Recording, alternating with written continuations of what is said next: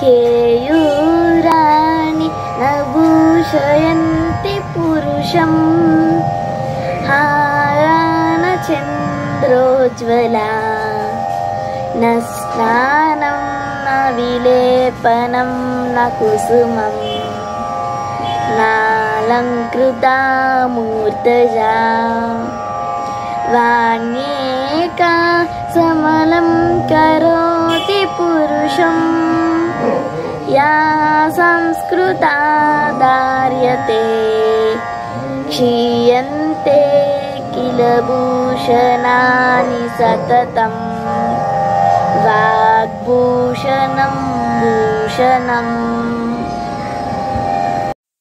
భావం: చేతి కంకణాలు వ్యక్తులను అలంకరించవు, హారాలు కూడా అలంకరించవు, వెన్నెల కూడా అలంకరించలేదు.